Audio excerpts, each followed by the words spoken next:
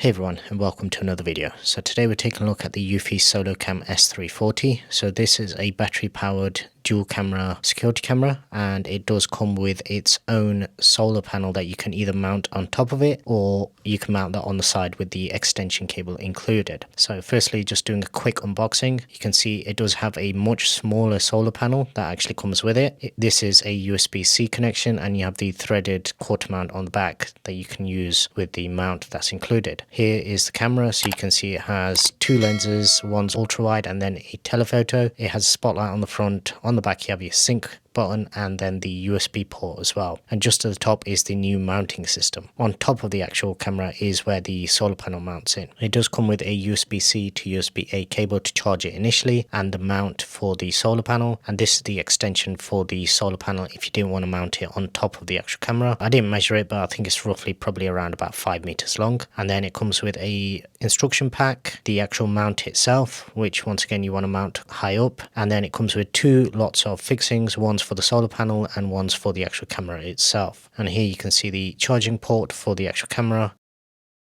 So let's take a look at the SoloCam S340 settings. So most of these are quite standard, so I'm not going to go into too much detail in all of them, but I'll just give you a rundown in terms of the things that I did actually tweak. So firstly, I have got it connected to my Homebase 3. This is to give it some of the AI features that you wouldn't otherwise get. Motion detection, I've left all of this as standard. I've removed vehicle and pet detection because it's not needed for where the camera is mounted. Detection sensitivity and everything I've left as standard as well. Power manager, here you can see it's been up and running for 12 days. It's had quite a lot of detections, but there's only been very few actual recordings. This is mainly because nobody's actually been in the back garden apart from the odd occasion, so the usage is not going to be as high as it will be during peak summer. But if we go into solar dashboard and we go back to here, you can see there was a slight drop off a few days ago, but then we did have one day of sort of half decent sun and it managed to charge up. So as long as you're giving it enough sunlight, it should be able to charge this thing back up. The bottom green energy thing where it actually keeps track of how many milliamps and everything it's actually charging up, that's not working on any of the cameras that I've got installed, so no data from that, unfortunately.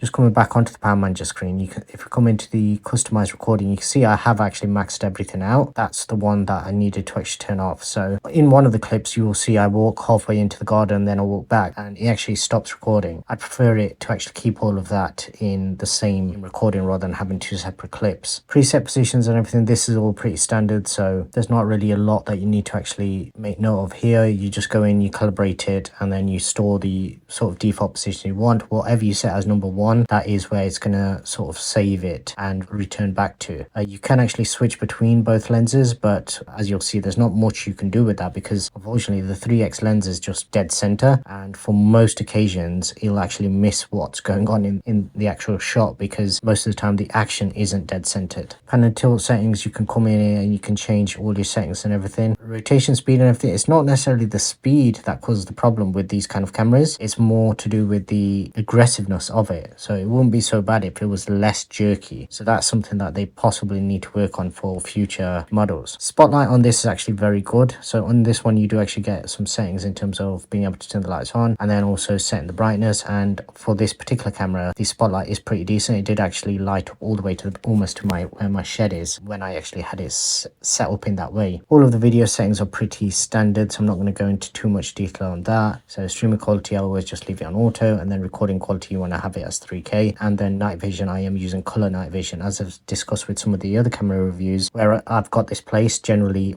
I've got floodlights and other spotlights, so it does light up quite bright even at night. Audio settings, this one should have been maxed out, I'm not sure why that one wasn't. Notifications, once again I always leave this on full effect, that way you get a initial notification if anything's detected and then a proper notification later on if there's a picture taken or a video recorded. It gives you a snapshot of who it actually is. Under general you have all the normal sort of stuff. Once again, don't need to go into detail with this because this is the same on pretty much all of them. And then at the bottom you just have the ability to share your thoughts and share the device as well. Okay, so coming on to some of the actual recorded samples, so here you can see it does record with one camera on top of the other. You can choose to have, I believe it's picture in picture, but this is much better for being able to actually see all the detail and everything in both lenses. This test is just to see what it looks like at night, so as you can see it does light up quite a large portion of the garden, so I don't use it with night vision. I use color night vision because of this reason. So as soon as this spotlight comes on, as you can see, it lights up the whole garden. There is additional lighting in the garden as well, so if somebody was to actually walk here, it would be much more lit up than this. But this just to give you an indication in terms of how far the spotlight will actually shine and how much it actually lights up. At this point, it wasn't actually pitch black, if I remember correctly, but it was pretty dark. It was well past sunset. Sunset would have been around about 6:30 around this sort of time. And now the next clip is when I've actually got it angled up slightly, so you can see a little bit better in terms of how it actually does picking up just natural light around it, so the actual aperture of the camera itself. And then once the spotlight goes off, then you can see that you can still see quite a lot of details, but once it comes back on, it should give you an idea in terms of how far the spotlight's actually shining. It does obviously focus very close up, so sometimes it can be detrimental because the details in the background aren't necessarily picked up in the same way, whereas with the light off, obviously you'd probably notice movement and everything further back, whereas when it's really bright in the foreground, sometimes the background imagery and movement can sometimes blur out and not get noticed as much. And here's another clip where I've actually rotated the camera. So this is, I believe this was like the second position that I had stored for it, and this is giving you an idea in terms of how dark it actually was and how much it does actually light up. There is other ambient light around it, so it's not all down to the spotlight, but as you can see, when it comes on, it does make a big difference. And then finally, coming on to the fourth clip, this is where I'll actually showcase the normal night vision. So this is with the spotlight enabled, and this obviously much earlier in the morning, so there's some frost down. It gives you an idea in terms of the sort of conditions. This is with the light completely off, and as you can see, the ultra wide is picking up a little bit of details, but the telephoto is picking up nothing. And then once the night vision comes on, as you can see, this definitely completely blurs out everything that's towards the shed, and it focuses all on the foreground. Switching between them, you can see the difference it actually makes when the spotlight actually comes back on. And finally, coming on to some actual motion capture. So this is purely recorded on the camera. I didn't do no manual recording with this. The test for this was I was just going to walk to the back of that path and then walk back, and it does actually cut off. So this, didn't actually keep this an entire clip together. It did actually cut it off, and as you can see, for the most part, you're not actually in the center of the frame, so you're not captured on the telephoto. So that is one downside of that.